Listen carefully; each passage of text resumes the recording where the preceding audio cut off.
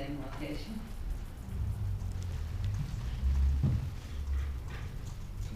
It all It happened. could be a long story. It all, I'm gonna preface it with, it all happened before I got here. That's not entirely true.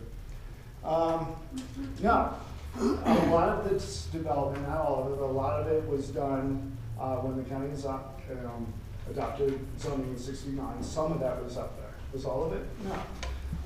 And things have changed. Things have absolutely changed over the years. But not great planning, maybe, but it is what it is. I think at the time, it's what the county wanted, and this is what we had left. The other important thing to note about this property, and this was sort of a game changer. Up until relatively recently, the town was not going to provide water to the property. That's a game changer. The Breckenridge, and I'll talk about this again, Breckenridge would have always served, but obviously paid for inclusion. So that sort of changed with regards to how we look at this and the ability to apply for this type of application.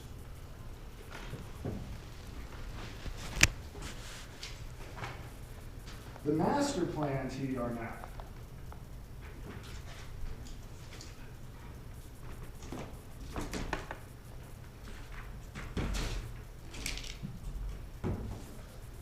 This is where it gets a little bit more convoluted.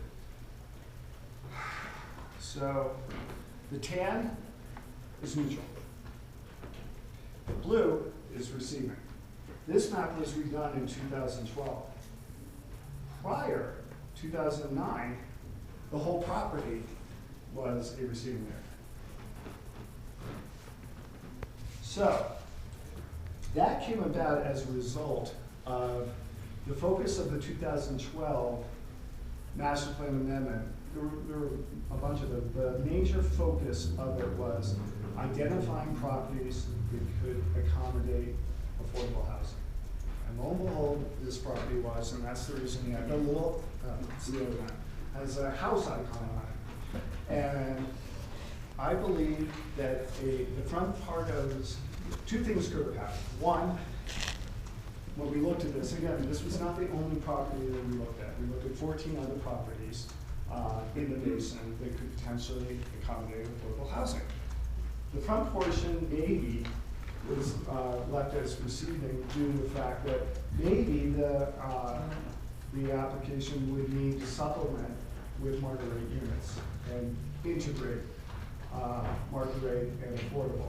Well, that's not what this proposal is, and quite frankly, the county over the years has learned that maybe that's not a great idea with regard to mixing second homeowners with people that live here and work here.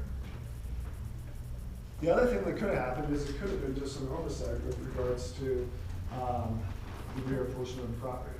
We've researched the records and there wasn't anything blatantly clear, but that certainly could have happened. We didn't look at it in any great detail with regards to that issue, but the site itself was appropriate for affordable housing. I apologize for the not great map on page 11. For a while there, I thought I was looking at it and thought my eyes were going. But basically, it identifies receiving area at the front, neutral to the back, and extending to the north.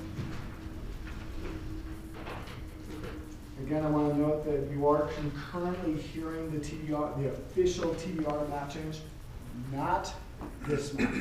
This is the master plan map. There's another map. It's our official TDR map, and that's the subject of planning case 17-043.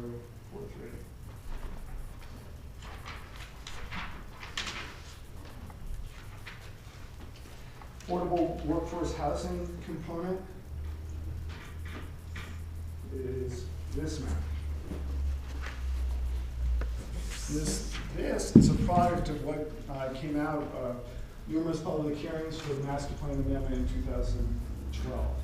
And again, the front part of the property was evaluated, or was thought certainly to be appropriate for affordable workforce housing.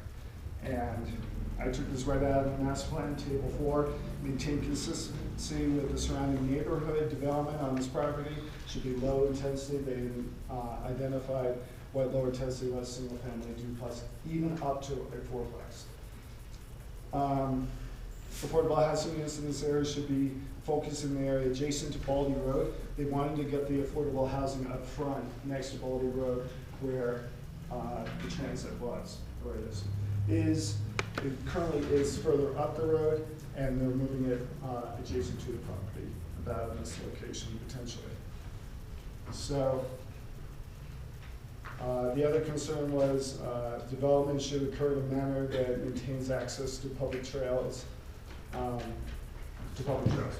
again, that property is heavily used for public use and trails.